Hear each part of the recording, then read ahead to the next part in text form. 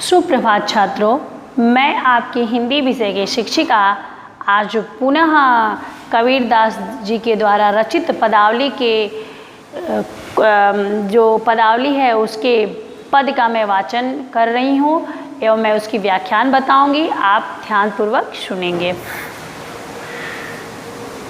काहिरी नलिनी तू कुम्हिलानी, तेरे ही नाली सरोवर पानी।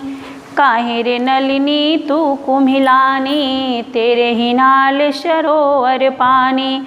जल में उत्पत्ति जल में वास, जल में नलिनी तोर निवास।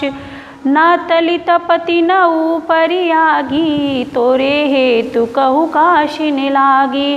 कहे कबीर जे उदिक समान, ते नहीं मुए हमारे जान। ध्यान देंगे बच्चों।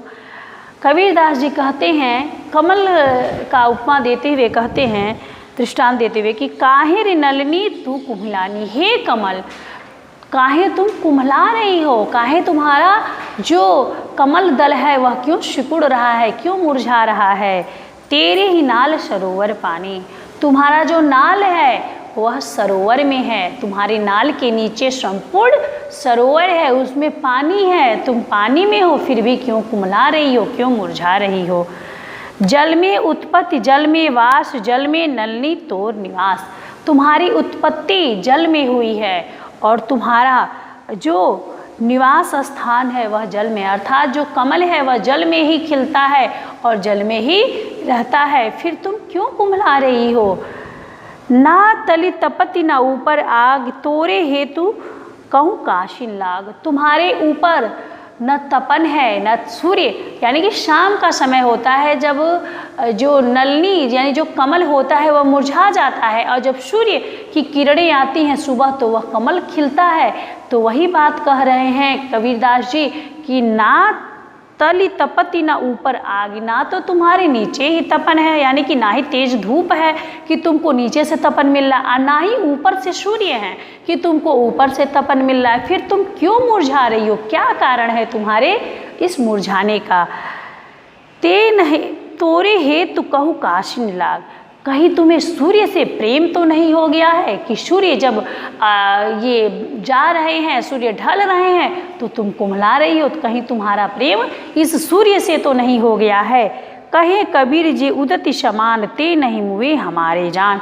कबीरदास जी कहते हैं कि जिसका उदित समान, जो समान रूप से रहता है, यानी कि जो स्वयं परमपिता परमेश्वर को पकड़े हुए रहता है या सूर्य को समान रूप से पकड़ा रहता है, ते नहीं मुए हमारे जान। वह कभी भी मुरझाता नहीं है, वह कभी भी मरता नहीं है। अर्थात जब ज्ञान होता है तो कोई भी व्यक्ति मरता नहीं, वह सदैव अमर रहता है। अब आप ध्यान देंगे, इसको आत्मा और परमात्मा के द्वारा जोड़ करके मैं बता रही हूँ, आप ध्यान से देंगे कि काहे नलिनी कुम्हलानी। यह कबीरदास जी कह रहे हैं कि हे आत्मा रूपी नलिनी, हे आत्मा रूपी कमल नलिनी, तुम क्यों कुम्हला रही हो? तुम क्यों अपना कुम्हला रही हो? क्यों तुम परेशान हो? क्यों तुम मुरझाई जा रही हो? तेरे ही नाल सरोवर पानी। तुम्हारे पास तो सब कुछ है, यानी कि तुमको तो प्रभु के पास हो, यानी कि तुम आत्मा हो, तो तुम तो परमात्मा का ही अंश हो, तो फिर तुम क्यों कुम्हला रही हो? जल में उत्पत्ति जल में वास, जल में नलिनी तोर निवास। तुम्हारी उत्पत्ति तो उस परमात्मा से हुई है और तुम्हारी जो वास है वह भी उस परमात्मा में, यानी कि तुम परमात्मा से उत्पन्न हुई हो और अच्छे कर्म करके तुम परमात्मा में ही जाती हो। फिर तुम क्यों परेशान हो? ना तली तपति ना ऊपर आग, तोरे हेतु कहु काशिन लाग। ना तो तुम्हारे अंदर कोई तपन है, यानी कि तुम्हारे अंदर कौन सा ऐसा तपन है, तुमको क्या ऐसी परेशानी है? तुम जब तुम परमात्मा के ही एक अंश मात्र हो तो फिर तुम्हारे अंदर कौन सी ऐसी परेशानी है, कौन सा ऐसा तुम्हारे पास दिक्कत है? तोरी हेव क्यों काशी लग। कहीं तुम्हारा जो प्रेम है वह इस मोह माया से, इस मोह माया वासना से तो नहीं तुम्हारा प्रेम हो गया है? तुम्हारा इस सांसारिक चीज़ों से तो तुम्हारा प्रेम नहीं हो गया है कि जिससे तुम कुम्हला रही हो? कहे कबीर जी उदित समान ते नहीं हुए हमारे जान। कबीर दास जी कहते हैं कि जो समान रूप से प्रभु का स्मरण करते हैं, प्रभु में ध्यान लगाए रहते हैं, वह कभी भी मरते नहीं, उनकी आत्मा अमर होती है। अर्थात वह प्रभु का स्मरण करते करते उस आत्मा का परमात्मा से मिलन होता है और फिर वह मोक्ष को प्राप्त करते हैं। इस प्रकार उसका आवागमन का चक्कर खत्म हो जाता है। बच्चों, इस प्रकार मैंने इसका व्याख्यान बताया। प्रसंग के रूप में आप लिख सकते हैं कि कमलनी के माध्यम से, कमल के माध्यम से और कमल के नाल के माध्यम से कबीर दास जी ने मनुष्य को एक प्रेरणादायक उपदेश दिया है। अब आप इसका काव्यगत सौंदर्य देखेंगे। भाव पक्ष के अंतर्गत आप लिख सकते हैं कि मनुष्य का परम जो मोक्ष की प्राप्ति होती है वह प्रभु स्मरण से होती है, प्रभु ज्ञान से होती है।